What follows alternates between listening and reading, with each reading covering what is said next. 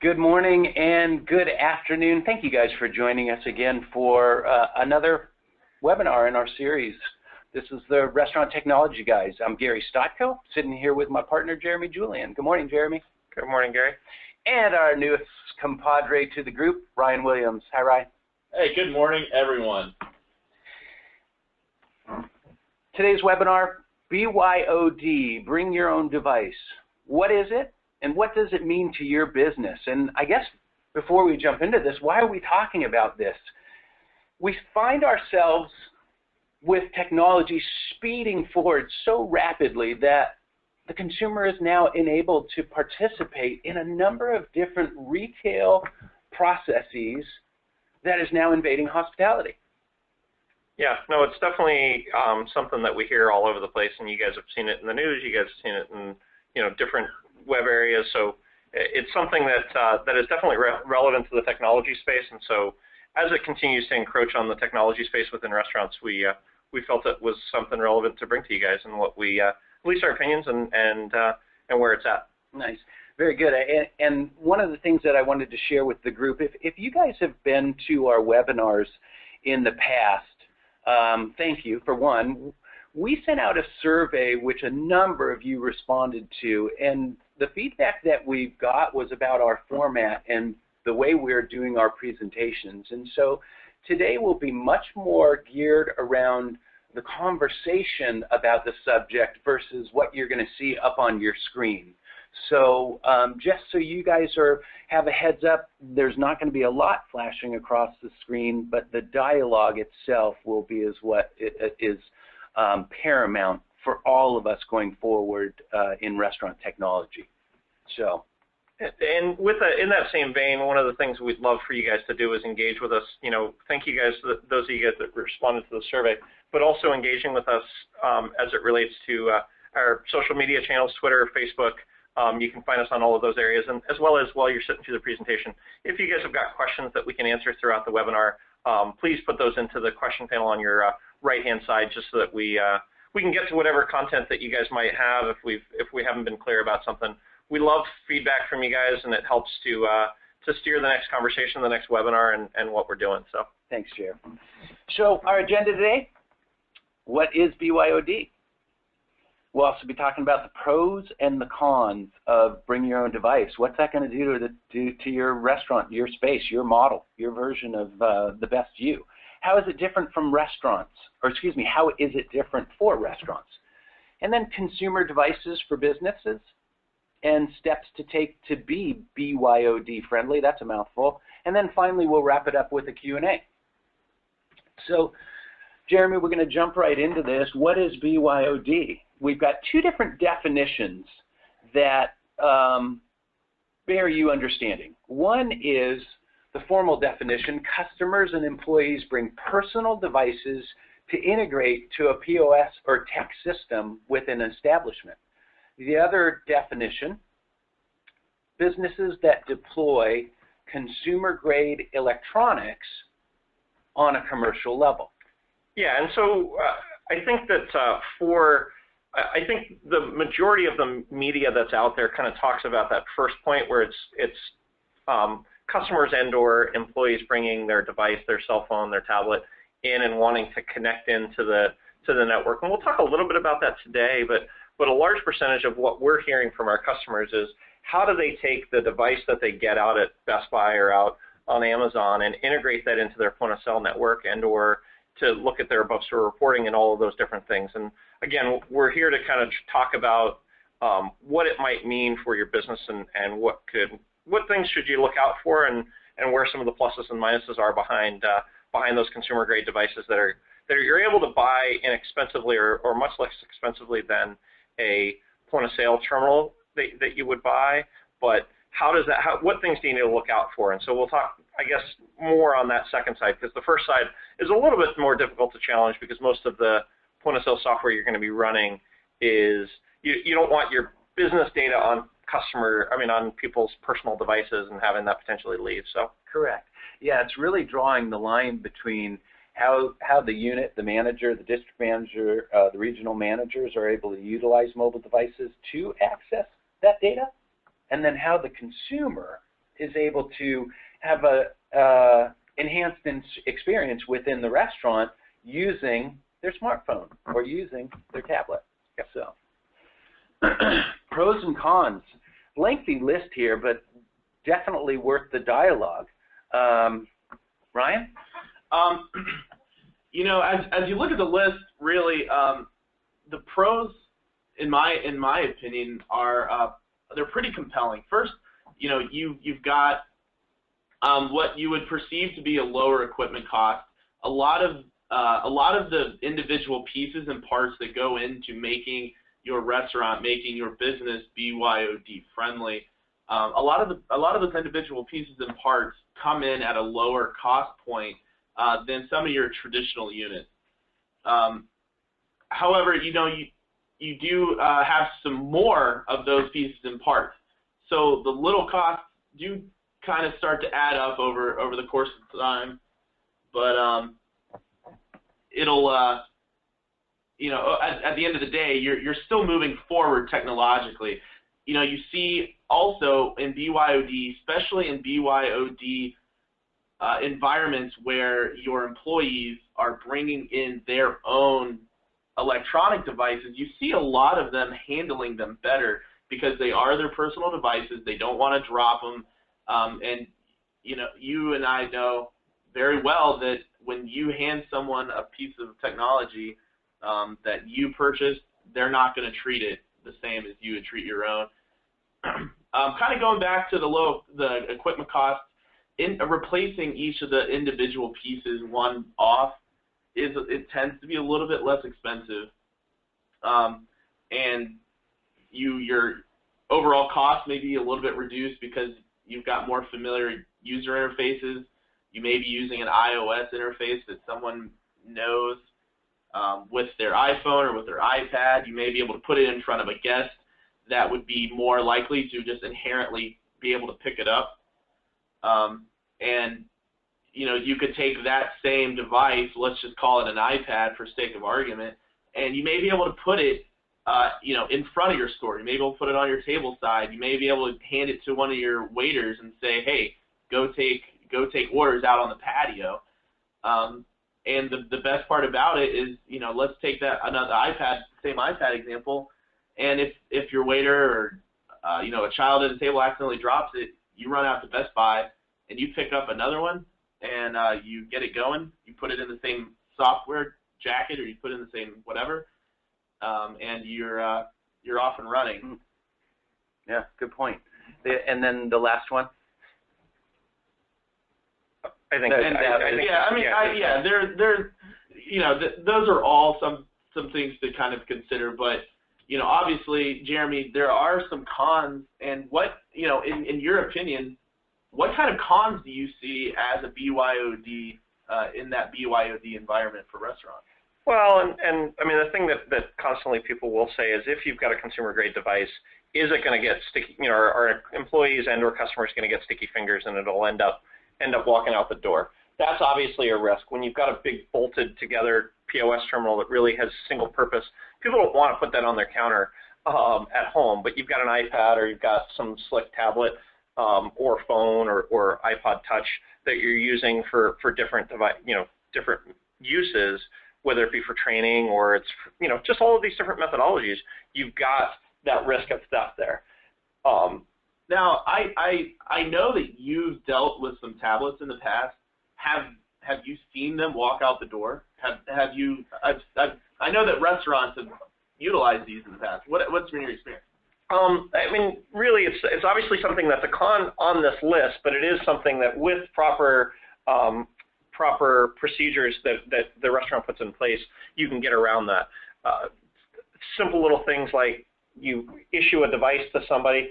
If it's not their own device, but it's kind of that second model that we talked about where the business has bought a consumer grade device, you take something as collateral from them so that it doesn't walk out the door. You insure them through Apple iCare or some form of maintenance program that makes those devices more resilient. Or even in some of our devices, we, you know, offer 3-year comprehensive repair on those tablet type devices, knowing that they're going to end up falling. So those are some of the things that you just have to consider as it relates to theft.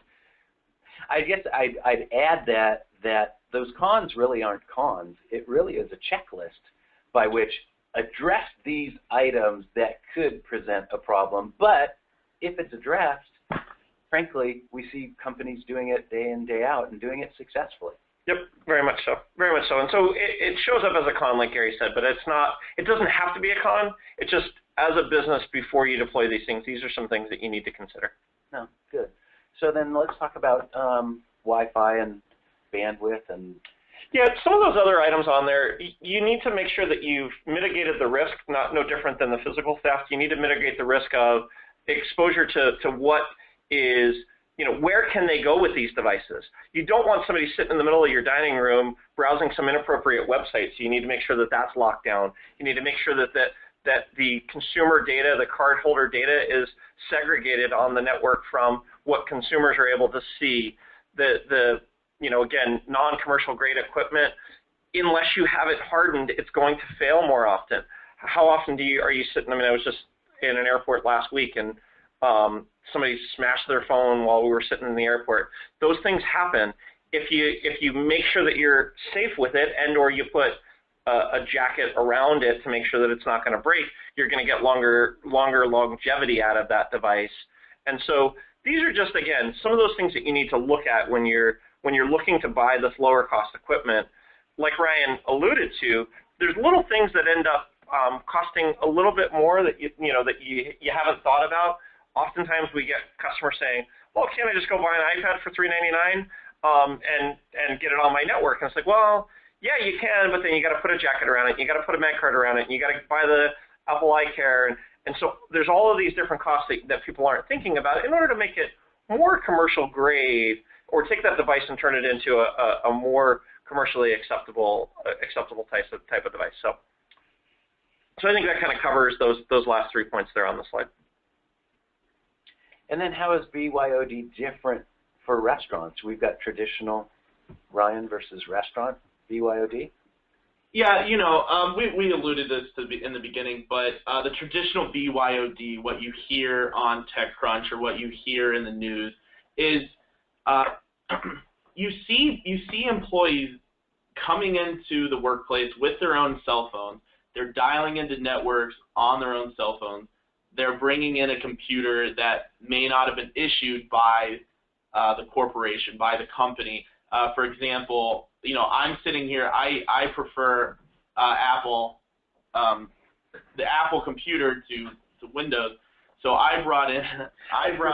More like Apple snob, but go ahead. I brought in an Apple computer, and I am able to access information that is sensitive.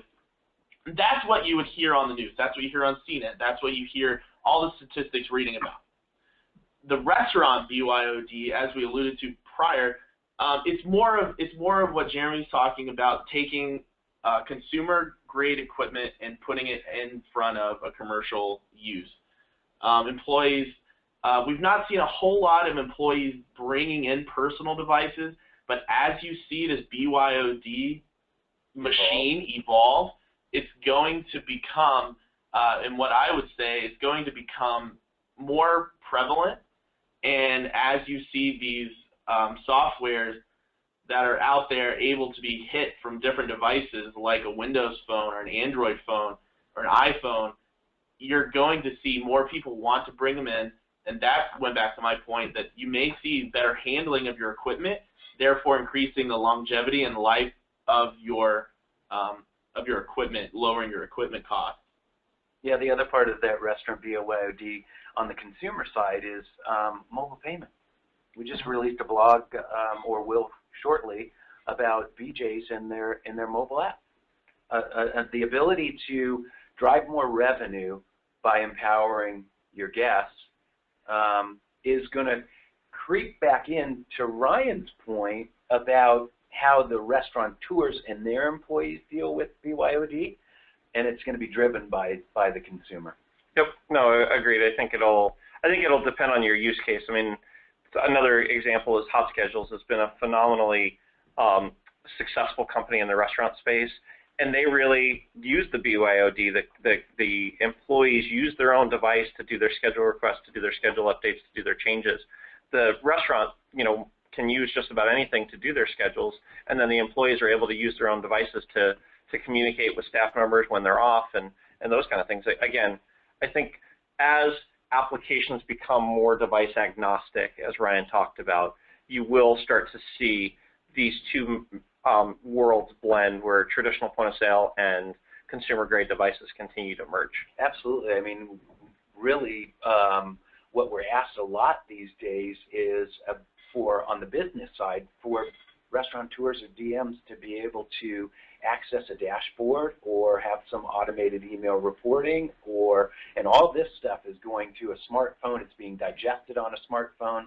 So I know that Restaurant Magic, like Hot Schedules, has spent a great deal of time enhancing their above-store reporting capabilities geared around senior managers or managers viewing this stuff on a smaller device. Mm-hmm. So, but don't, like Ryan talked about to begin with, don't confuse the idea of traditional BYOD that you're going to see on the news or see in these other arenas with restaurant BYOD. They are different, and we'll talk a little bit more about some of those things that you need to look out for, kind of like we talked about on the cons here shortly. Well said. It reminds me of our conversation about NRF and how rapidly retail technology is seeping into hospitality technology at a greater pace than we've ever seen over the last couple decades, and this is to that point. It is undefined, but to my partner's response there, it's be cognizant of it. Be aware that it is coming. It just has to be defined, and it will have parameters. None of this stuff is going to be, the pie in the sky, end-all, be-all. It's all brand new. So as exciting as it is, there will be hiccups and bumps along the road, too, at any time there is any type of adoption of technology or otherwise. So we talk about a lot of consumer devices for commercial use. And Jeremy and Ryan spoke earlier about the additional inherent costs that come along with a consumer device to make it commercialized, I guess, for lack of a better term. So, Jeremy, take us through this, because this is the truth of what we face as we're asked to implement this in businesses. Yeah, and again, depending upon your use case, you're going to have to, if you're going to take what we would consider to be a consumer-grade device, you're going to have to harden it. And that's kind of a term that we use around here, is harden it, meaning you've got to make it less consumer-esque so that falls off the table, falls out of somebody's hands, that it's not going to crack and cost you the cost of buying a brand new one.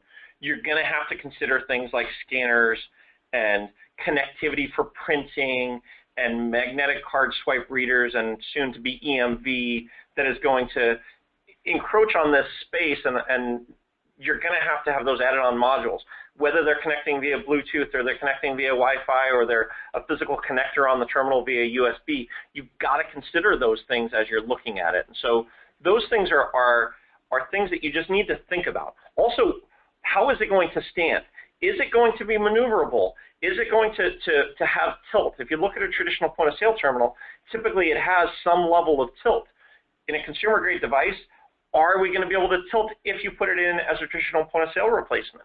Can it be in a stand that has the connectivity to be able to use a printer from it? Or if it doesn't, how do I print from this device? And so these are all things that you need to think about related to both hardening the physical devices as well as its interoperability to cash drawers, scanners, scales, and all of those other devices that are outside of the environment. And then I'd add to that, keep in mind that anytime technology is new, you've got a higher price tag.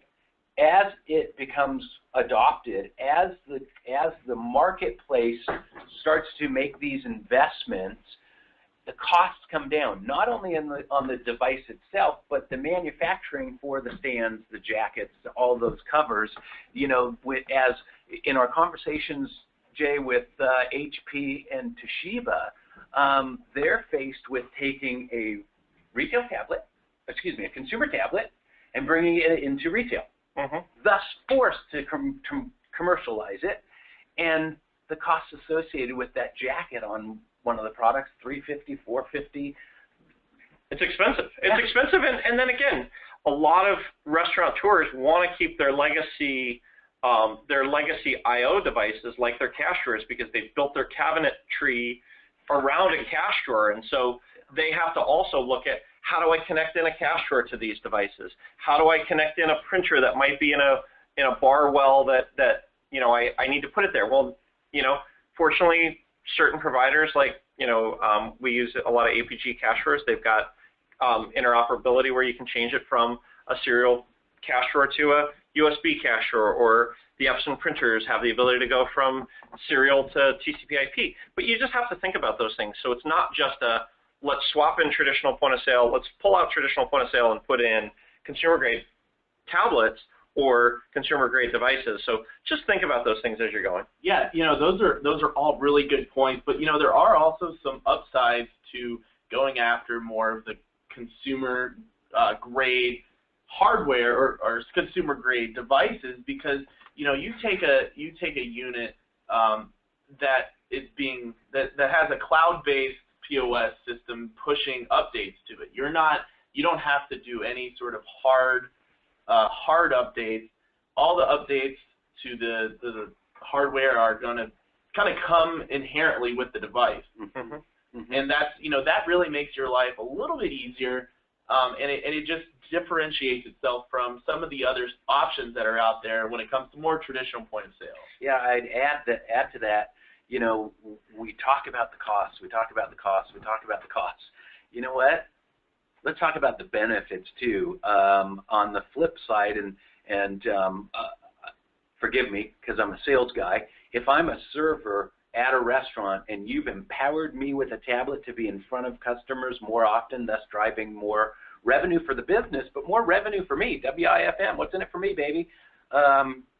Empowering the employees, not only the guests, but the employees to make their job easier. I'm not running back and forth to a terminal to send something to the bar or to the kitchen. I'm sending it from that tablet. I'm sending it from the sales floor. Yeah, and I was going to say, it's been proven multiple times over how putting technology in the hands of, if done properly, can save time, labor, and increase the guest experience, whether you're putting it in front of the guest or you're putting it in front of your staff member on the dining room floor. They can take care of more tables. They can, and again, you'll see it in the blog post about BJ's. They're reducing their table turn times by 25%, thus allowing more, more guest experience to come through, and I mean, it's huge. So that's what I was going to say. You've got, one of the big perks, like BJ's app, 25 minutes saved in each customer dining experience. That's huge. Think about the wait time for your customers sitting in the lobby. Think about the table turns for each individual waiter. You've got a happier wait staff. It's there's so many perks that come with these new technological innovations that are just super exciting. Absolutely. And then how to implement BYOD. You talked about it in our cons, which quite frankly is a checklist to work off of, cover these items. How do I get myself prepared? How do I put myself in a position so I can implement successfully? I think it starts with your point of sale vendor. And here's a small shameless plug for our product. And if you guys have sat through any of the webinars, we've got our order entry product that is based in a consumer-friendly tablet environment right now on the iPads and soon to be released on the Windows tablets. But that you got to make sure that your point of sale platform or whatever you're using for this BYOD, if it's a web ordering interface that it's enabled, or if it's a scheduling interface, or if it's an inventory management interface, all of those things you've got to make sure that your software itself is friendly to work in this environment. The second thing is you got to look at the hardware that you're looking at. Size, space, weight are all things you need to consider. What kind of hardware, and what kind of is your use case? You got to always start with the why before you get to the how. And so, what is it that you're trying to accomplish, and then we can move into the how by picking that hardware. And I would say work with your technology providers to at least talk about what they've seen to be successful, and then ask those different options, see what's out there, and it'll kind of lead into what the next steps are there. I would say one of the other things you know, talking about making your restaurant device friendly, that's something you just need to think about, whether it's the Wi-Fi environment. And again, it does come back to what is your use case, what are you trying to do with it. If you're looking for point of sale, it's one thing. If you're looking, you know, we've talked a couple of times about BJ's new approach. If you're in an area that has really poor wireless coverage from AT&T or Verizon, you know, some of the biggest providers out there, make sure you've got an easy way to get on their Wi-Fi so that you can use the mobile app in the dining experience. If you can't use the mobile app through their Wi-Fi, or you've got crappy Wi-Fi and then, you know, AT&T doesn't work because you're in the middle of a basement in New York City, well, you know what? That blows that whole idea of them bringing their own devices in there. And so you got to tackle those challenges. Very much so. I'd add to that. I had a conversation this past weekend, was at a barbecue, and there was a systems integrator for Cisco that was there. He worked for Verizon.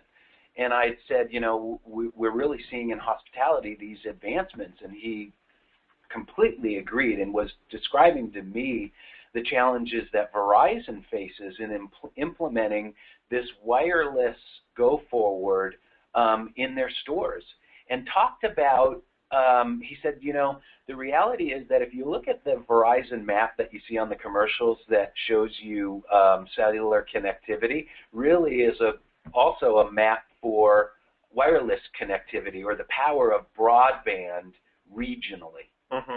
And the biggest challenge that they face is making sure that their broadband can handle the amount of packets that are being communicated through any software that's being implemented. So, you know, look for this stuff to continue to advance, also from the infrastructure side for the Wi-Fi providers. Mm-hmm. Yeah. One last thing that I want to make sure that people at least are aware of is, depending upon the nature of what you're going to be deploying, consider using some form of mobile device management software. It's, you know, whether it's locking down the Wi-Fi environment or locking down the device so that you can't install new software on it, so people aren't playing, you know, Angry Birds sitting in the middle of your dining room, unless that's what you want them to be doing. Make sure that you know what people are able to do on these devices, if the company is going to be providing those, or if you're, you know, everybody should be sensitive to certain things, and so you need to make sure that you're sensitive in these environments when you're putting this technology out there, that they can't get places that they shouldn't be going, whether it's on your Wi-Fi network or on the physical devices themselves.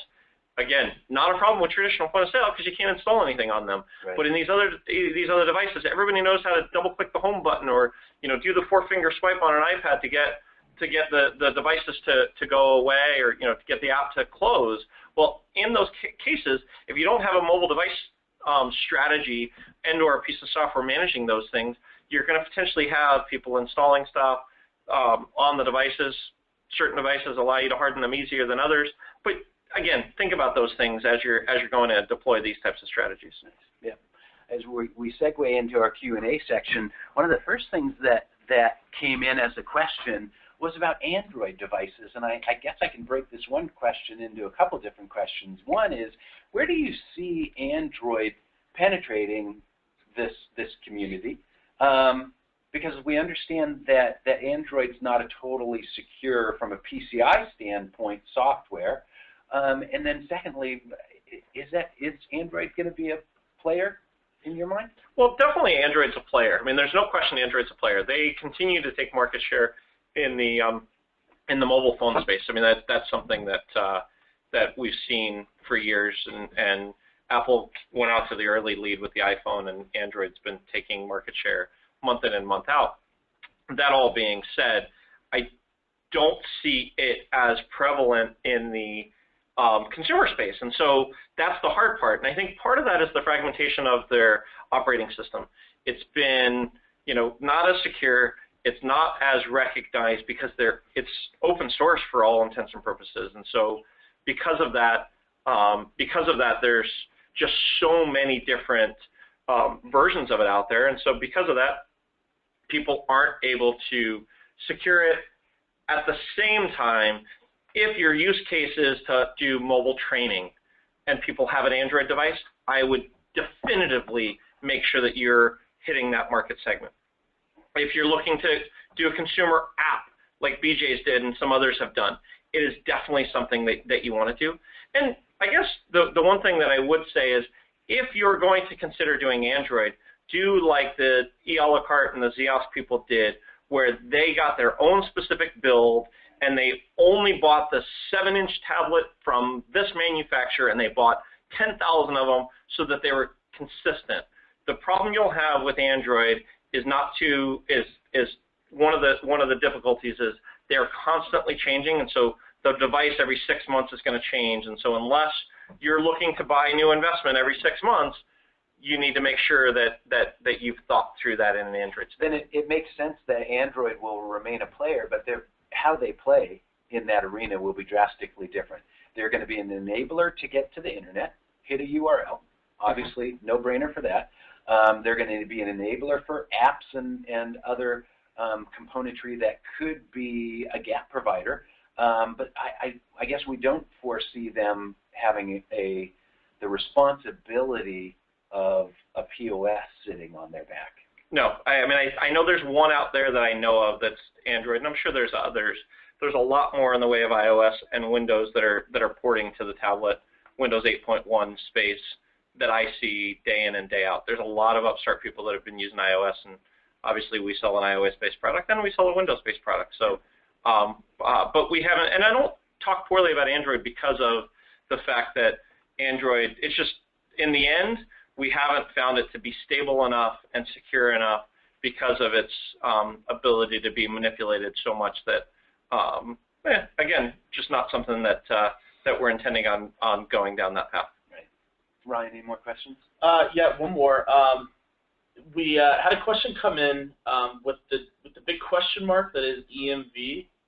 What does the mobile space, what does that mean for EMV? I think that, I mean, and this is just conjecture here because it hasn't really made its way into North America, or I shouldn't say North America, into the United States in a large fashion. It is in Canada. But EMV, if you don't already know, and you can read up about it, and I think we wrote a blog post and released it about what is EMV and what do you need to be prepared for. But EMV is the whole chip and pin, chip and signature idea. What I think is going to happen is I think it's actually going to expedite the mobile payment space, because so many of the transactions are going to have to be EMV, or you're going to have an EMV reader within the store. I think what restaurateurs are going to do is push to this BYOD.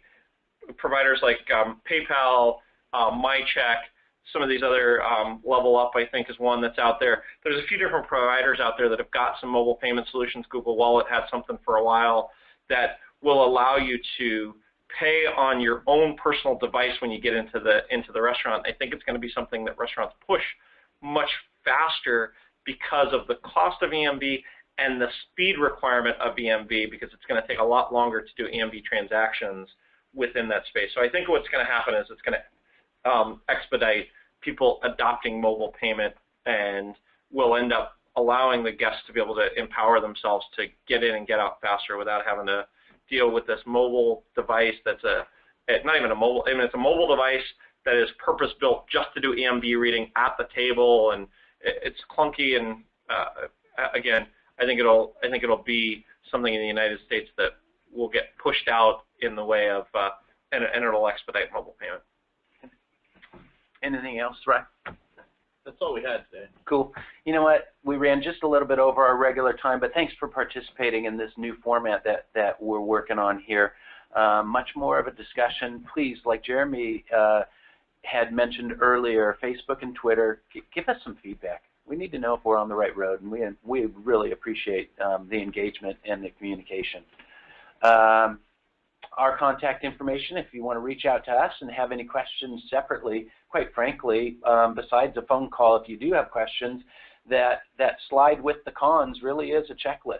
If you address the cons section of your go forward with a BYOD strategy, those cons addressed will give you the infrastructure. I guess what I would add to that is your point about, does it fit into the footprint of the store, your existing model, the way the terminals are set up, the way the cash drawers are set up, the custom cabinetry.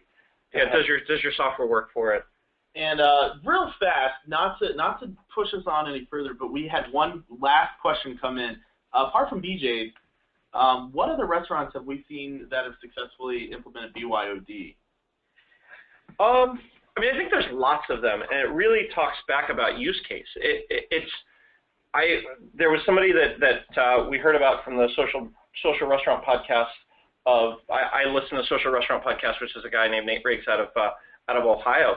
He had an interview with I think it was Capriati Subs, where they were using Google Glass for training.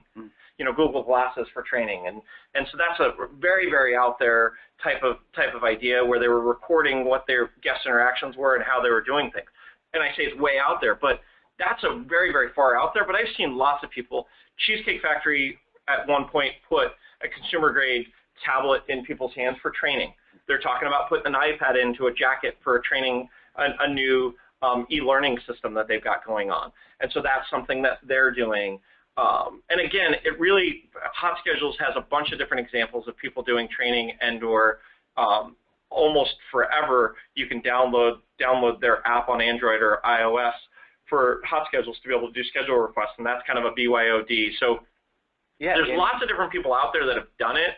It really comes back to what's your use case and what specifically are people looking to do.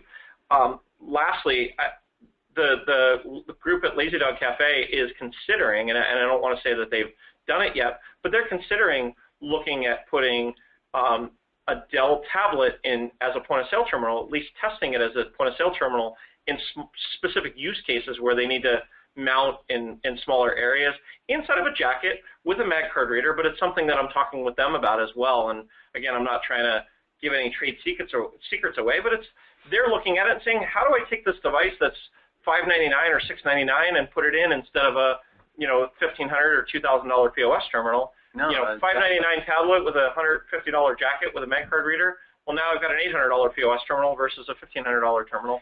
Yeah, to add, even any breadcrumb installation, any Revel installation, Micros has their tablet solution, so everybody's racing into the space.